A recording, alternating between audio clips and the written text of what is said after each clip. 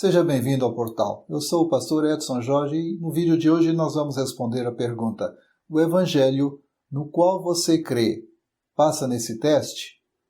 Volto em 12 segundos.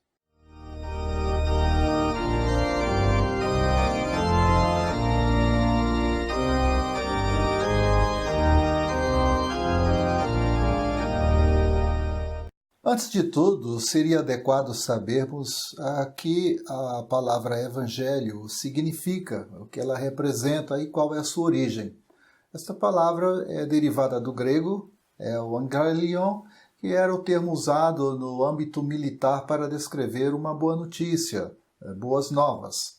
Quando alguém voltava de uma guerra, de uma batalha, trazendo alguma notícia, usava-se essa expressão, que nós usamos hoje na nossa língua portuguesa, evangelho. Com os discípulos de Jesus, ela passou a ser usada com o mesmo sentido de boas novas, isto é, para anunciar que Cristo viera para resgatar o seu povo.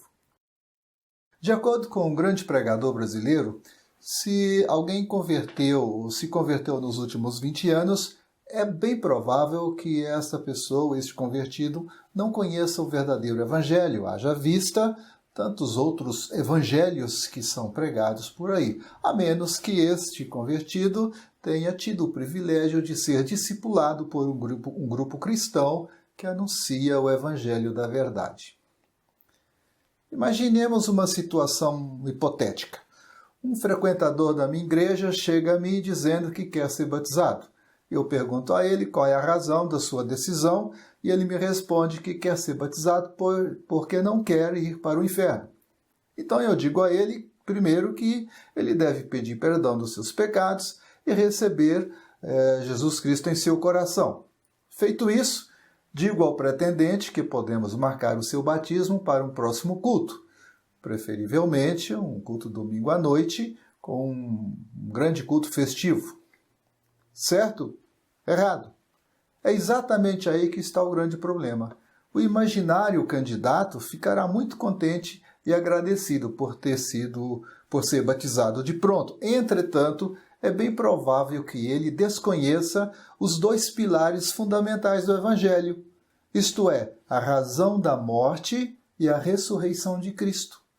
Se ele não conhecer esses dois pilares, esses dois fundamentos do Evangelho, ele nunca conhecerá totalmente o Evangelho, enquanto ele não estiver a par do que significa exatamente porque Cristo veio e porque Cristo ressuscitou.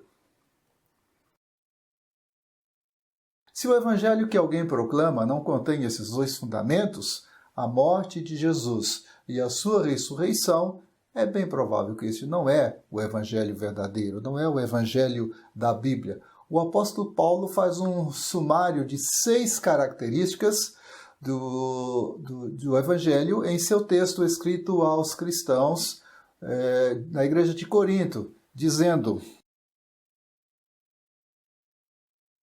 Antes de tudo vos entreguei o que também recebi, que Cristo morreu pelos nossos pecados, segundo a Escritura, e que foi sepultado e ressuscitou ao terceiro dia, segundo as Escrituras, e apareceu a Cefas e depois aos 12.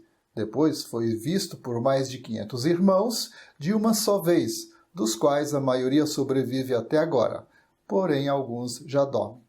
Depois foi visto por Tiago, mais tarde por todos os apóstolos, e afinal, depois de todos, foi visto também por mim, como um nascido fora de tempo. Eu li carta do apóstolo Paulo, 1 Coríntios, capítulo 15, dos versículos 3 ao versículo 8. Nesse texto de Paulo, ele traz 6 fundamentos para o evangelho verdadeiro. Primeiro, relevância. Veja que no texto que nós lemos, ele inicia antes de tudo. Paulo quer dizer que não há nada mais importante, nada mais relevante que o Evangelho. Não há cristianismo autêntico à parte da mensagem da cruz. O Evangelho não é religião, o Evangelho é um modo de viver. Deve estar presente em todos os aspectos e momentos do nosso viver. Não faz distinção entre o que é o santo e é o profano. Na verdade, o Evangelho é aquilo que nós praticamos durante todo o tempo do nosso viver. Portanto, já temos aí o primeiro teste, relevância. Segundo teste, vamos ver se o Evangelho que você crê e eu creio passa pelo segundo teste, tudo baseado neste texto de Paulo, apostolado. Paulo diz, vos entreguei o que também recebi. Paulo está dizendo que a sua mensagem não é algo de sua própria intelectualidade ou raciocínio. Ele está em acordo com o que Cristo lhe revelou e a mensagem dos apóstolos. O apóstolo Paulo teve um encontro mais que real com Cristo, quando se dirigia à cidade de Damascus para perturbar os cristãos. Terceiro teste, fato. Diz aqui Paulo no seu texto, Cristo morreu, foi sepultado, ressuscitou ao terceiro dia e apareceu para os seus discípulos. O Evangelho não está fundamentado em ideias ou argumentações, mas em fatos. Se o Evangelho que você crê não tem o foco na morte e na ressurreição de Jesus Cristo, há algo errado com esse suposto Evangelho crido por você. Quarto teste, propósito. No texto que nós lemos aqui, Paulo diz, ele morreu por nossos pecados, segundo as Escrituras, e ressuscitou ao terceiro dia, segundo as Escrituras. O plano de morte de Cristo pelos pecadores não foi um plano B elaborado por Deus. Foi um plano redentor criado por Ele antes da fundação do mundo. Todo o plano está descrito no Velho Testamento e é bastante claro no livro do profeta Isaías, especialmente no capítulo 53. Quinto teste. Pessoal.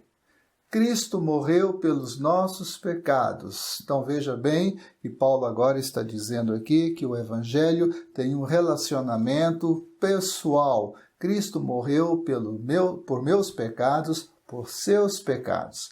Se essa parte do texto de Paulo não fosse verdade, todo o resto não teria a mínima importância. A morte de Cristo não foi apenas um evento histórico, ela nos tornou justos diante de Deus, conforme Paulo menciona na carta que ele escreveu aos Romanos, no verso 8 do capítulo 5. Abre aspas, mas Deus prova o seu próprio amor para conosco pelo fato de Cristo morrido por nós, sendo nós ainda pecadores. Fecha aspas. Cristo foi o substituto pessoal para cada um de nós. O que sustentou Cristo na cruz não foram os longos pregos, mas o pecado meu, o pecado seu, o pecado de todos nós, foi que fez com que ele fosse para a cruz morrer em nosso lugar. Sexto teste, historicidade. Veja bem que nesse texto que nós lemos, Paulo menciona que Jesus apareceu a Cefas e depois aos 12, depois foi visto por mais de 500 irmãos de uma só vez. Após a sua ressurreição, ele apareceu, conversou, andou e comeu com seus discípulos. Relacionou com todos eles com seu corpo físico, ainda portando as cicatrizes das feridas em suas mãos. Permitiu ser tocado, como Tomé fez, para ter certeza de que se tratava do mesmo Jesus com quem ele relacionara antes do túmulo. De uma só feita, Jesus apareceu a mais de 500 irmãos. Veja bem, meu querido ouvinte, é improvável que toda essa gente fora acometida de uma alucinação coletiva. De uma só vez ela apareceu a mais de 500 pessoas, relacionou com seus discípulos, esteve com todas aquelas pessoas com as quais ele convivera antes de ir para a cruz e ir para o túmulo. Concluindo então, o Evangelho deve ter relevância, apostolado, fato histórico, propósito, pessoalidade e historicidade. Se o Evangelho que você crê passa nesse teste, continue a praticá-lo com todo fervor, pois esse é o único e verdadeiro Evangelho capaz de salvar o homem perdido. Não é o evangelho da prosperidade, da retribuição, da confissão positiva, dos falsos milagres midiáticos, das promessas descabidas e outras heresias proclamadas por aí. Qualquer mensagem chamada de evangelho que destoa dos pontos mencionados aqui pode ser tudo, inclusive um rentável negócio cuja moeda é a fé dos incautos e o produto o enriquecimento de falsos mensageiros. Este não é o Evangelho de Jesus Cristo. Pode crer. Um grande abraço, fique com Deus e até o próximo estudo bíblico.